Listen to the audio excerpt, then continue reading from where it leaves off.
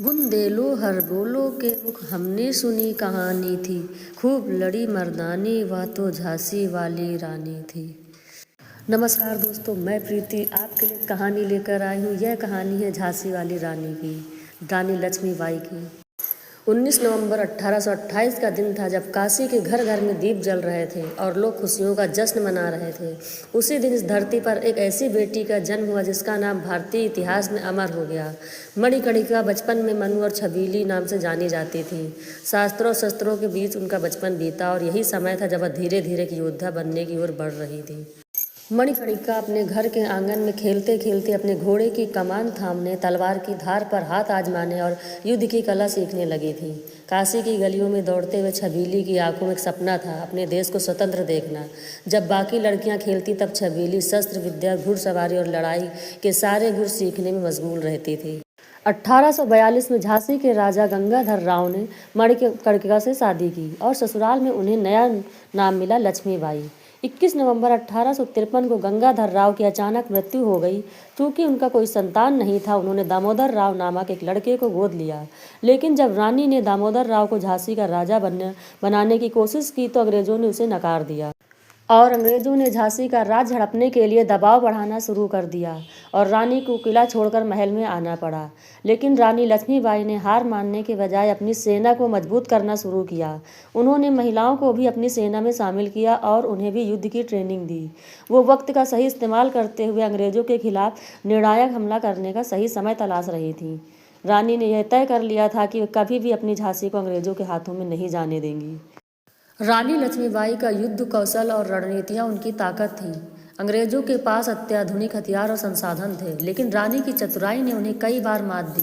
रानी ने झांसी के पास के इलाकों को पूरी तरह से उजाड़ दिया ताकि अंग्रेजों को रसद और आपूर्ति मिलने में मुश्किल हो। सावरकर ने लिखा, रानी ने शत्रु के लिए खाने पीने का सामान भी नष्ट करवा दिया। कोई भी पेड़ या फसल नहीं छोड़ी ताकि अंग्रेजों को किसी भी चीज़ का सहारा ना मिले। रानी के इस कदम ने अंग्रेजों को परेशान कर दिया और वे लगातार खाद्य आपूर्ति और पानी के लिए जूझते रहे। रानी की रणनीति ने यह साबित कर दिया कि सही समय पर सही कदम उठाने से युद्ध के मैदान में भी किसी भी सशक्त शत्रु को पछाड़ा जा सकता है। जून 1857 में जब नाना साहब पेशवा ने कानपुर में अंग्रेजों के खिलाफ विद्रोह का बिगुल बजाया, उसी दिन झांसी की रानी ने भी अपने राज्य को अंग्रेजों से मुक्त करने के लिए मोर्चा खोल दिया। सावरकर ने अपनी कृति 1857 में लिखा था, नाना साहब का विद्रोह जैसे ही शुरू हुआ, रानी लक्ष्मीबाई ने भी अपनी सेना तैयार की और अंग्रेजों से भिड़ने के लिए तैयार हो गई। 8 जून 1857 को रानी लक्ष्मीबाई ने अपनी सेना के साथ अंग्रेजों पर हमला किया और झांसी को ब्रिटिश शासन से मुक्त कर लिया। इस युद्ध में रानी के नेतृत्व ने न केवल झांसी को बचाया बल्कि यह भारतीय स्वतंत्रता संग्राम की एक बड़ी जीत का हिस्सा बना। रानी की रणनीति और नेतृत्व से ब्रिटिशों के होश उड़ गए थे। यह वह दिन था जब झांसी ने अपनी पहली बड़ी जीत हासिल की और रानी लक्ष्मीबाई ने साबित कर दिया कि वह सिर्फ एक रानी ही नहीं बल्कि एक महान योद्धा थी। झांसी के किले में अंग्रेजों ने निर्णायक हमला किया और रानी की सेना कमजोर पड़ने लगी। रानी के विश्वास पात्र सैनिकों ने किले की रक्षा करते हुए अपनी जानें दे दी। किले की दीवारों को तोड़ने के बाद अंग्रेजों ने रानी को पीछे हटने पर मजबूर किया, लेकिन रानी हार मानने को तैयार नहीं थी।